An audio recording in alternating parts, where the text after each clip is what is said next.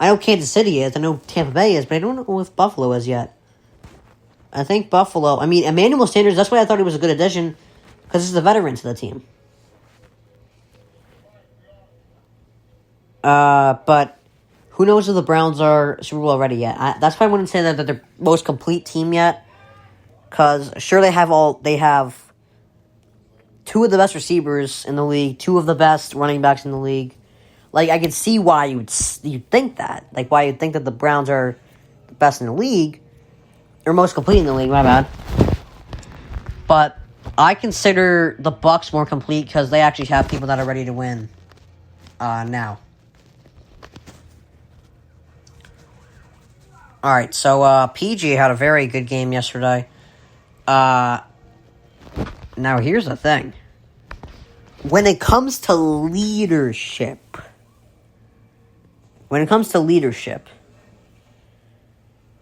obviously Kawhi is a better player than PG, but a big thing about leadership is being available. Like, think about this.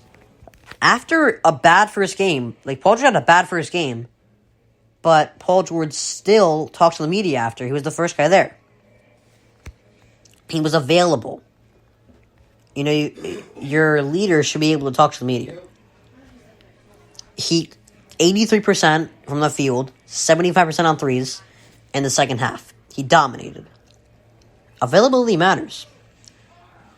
What was very impressive about the flu game was not only that he played so well with an 102-degree fever, it was that he was even available to play.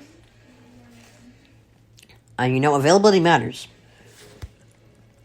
And that was the 18th playoff game that PG had 20-plus points in all of them. All 18 games. And only Kobe, Katie, and MJ had 18 playoff games above 20. You know, you can argue PG's more available and possibly a better leader than Kawhi. And I'm going to lean into availability here. So Pippen, back to that saga that I talked about last week. He called Phil Jackson racist. And I think the book he wrote was to get back at MJ and the Bulls for what they said. They kind of minimized him in the documentary. I'm not disputing that. But you're going to get minimized if you play with a guy like MJ or Magic or LeBron. Look at Kareem. Kareem was part of the Showtime Lakers, but it's someone else Magic's team. Kyrie hit the big shot in the finals, but it's someone else LeBron's team. But, you know, and it's not like they didn't try with Pippen. They drew up 2 plays for him. I think the play before they drew up the play for Kukoc, he, chucked one off the backboard. So, of course they're not going to go back to you after you just chucked off the backboard, buddy. That's not how it works. That's not what a smart person does. So, you know, you have to be available in the clutch, and Scottie wasn't at that time. He wasn't available. You know, he was, when he was a Blazer, and he was trying to be a 1, he shot 3 for 10. In that game 7, they played against the Lakers.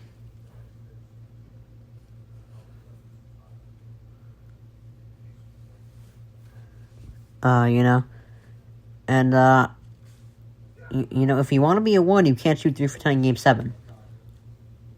Alright. So, and you know, the thing is, he was a defender.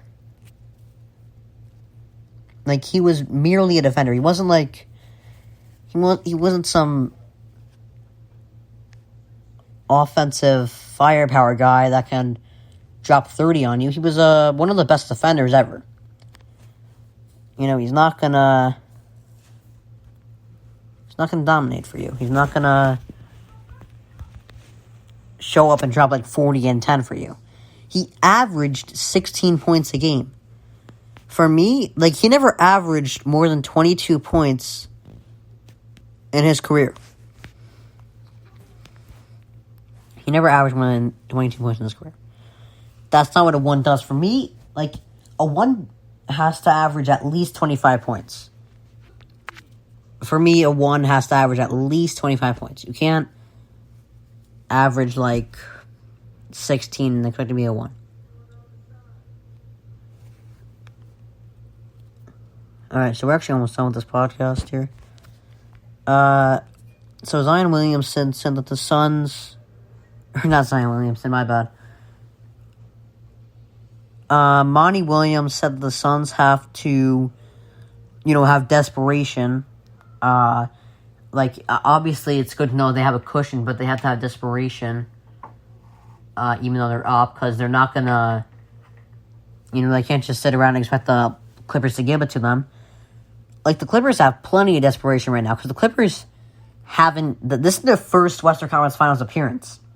They've never been to a Western Conference Finals until this year. So this is desperation for them right now. The other team isn't... It's not... They're not going to give it to them, especially when they're 2 wins away from their first finals.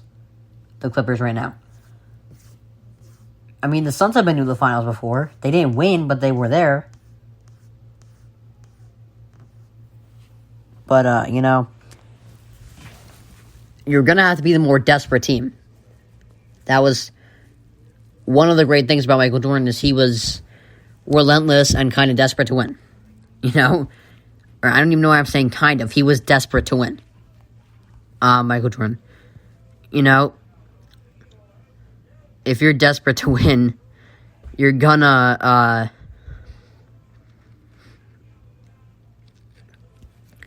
you're gonna win eventually. It's not, if you don't win but you're desperate, it's just because they're better. Like, the Hawks, I'm sure, are desperate to win, but the Hawks are just better. The Bucks are just better. But if you're grinding and you're playing with desperation, then, and you still lose, then, you tried your best. You couldn't do anything about it. But you don't want to lose thinking you could have played harder. So, anyway, Eric Mangini said that he believes it's too late for Tebow to try and become a tight end at this point in his career. And honestly, I think he's right, because I don't agree with him a lot, but I think he's right about this, because Tim Tebow, I like him, but I just don't like the idea of him trying to play tight end again. I wouldn't even like if he tried playing quarterback again, because he hasn't played in 8 years, and he wasn't even a good quarterback, though. I don't know why he's going to try to play. It's just... it's just not something I would do if I were him. But it's also his decision, not mine. So, alright. Now I'm going to count down my top 10 coaches currently in the NFL. Alright, so here we go. This was a tough list to put together. So number 10 could be flipped. Number 10 is Pete Carroll or Matt LaFleur, one of the two. For my best coaches in the league, it's Pete Carroll and Matt LaFleur there. Whichever one you want to do. Pete Carroll's one of the best defensive coaches in the league. And, Matt LaFleur has obviously, the reason that I don't have Matt LaFleur higher is because, first of all, he inherited Aaron Rodgers, and he has... He's...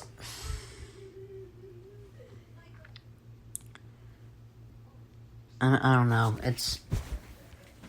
first of all, Pete Carroll won a Super Bowl. Matt LaFleur hasn't. So that's already an immediate... I'm just going to go. All right, whatever. 10 is Pete Carroll. That's it.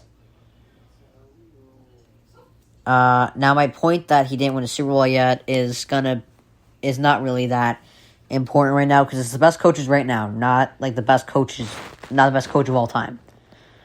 But I'm gonna give him a slight edge because I think what Matt LaFleur did was he took an already good team and made them better.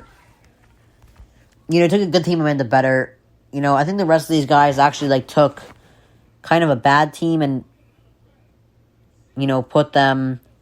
They gave him more of a push than LaFleur did. So 10 is Pete Carroll. 9 is Brian Flores. I cannot believe CBS Sports had him at 16. I'm going to be straight up. If you think half the league is better than Brian Flores at coaching, if you think there are 15 coaches better than Brian Flores, I'm going to be straight up. You're kind of stupid. And I am... That's an understatement, saying that you're kind of stupid. You could put him... I know some people would probably put LaFleur in the top 10, actually. So if you want to put, Flores at number 11, that's fine. But don't put him anywhere lower than that. That Miami team was not a 10-6 team. Their offense is decent at best. They have one good receiver. They do not have a good running back. They have an okay offensive line. And they have a quarterback that we're not even sure about right now. But their defense is great, but I have Flores in a higher class. All right.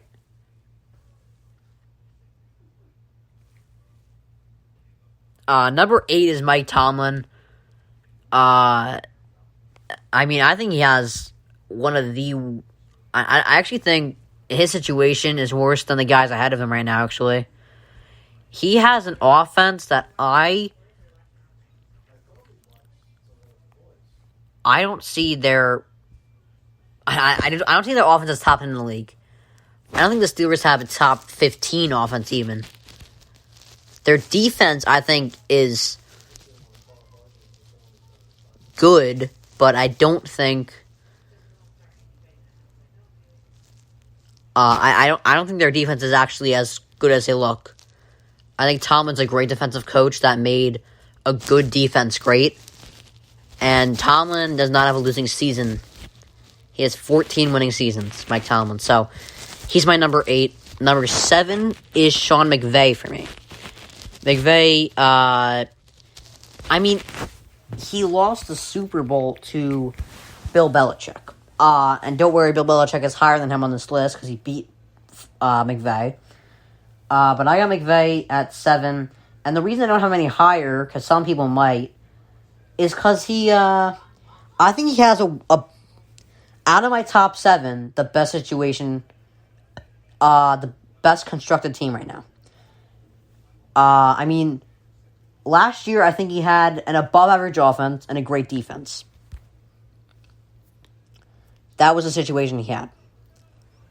So I think that's better. I think that's a better situation than the ones Shanahan has, Harbaugh, all those guys that are ahead of him. All right. So number 6 is Kyle Shanahan. Shanahan has a slightly worse situation. Because, Jared Goff, I think Jimmy G is better than Jared Goff when healthy. But McVay knew what he was getting with Jared Goff. He knew what he was getting. So that was McVay's decision. It's not Kyle Shanahan's decision to say, all right, Garoppolo, go tear your ACL. That's not a decision. So, he didn't have... I think he has a worse situation than McVay because his offense isn't as good as McVay's was last year. He has a quarterback that he doesn't know what he's getting out of. The one plus he has is a great defense. So I think Kyle Shanahan is a better coach than Sean McVay for that. Number 5 is Sean McDermott. And really, this could be considered... it depends how you look at the situation. It depends how you look at coaches. Because I'm looking at it as, what do they do with what they have? And if they do more with worse,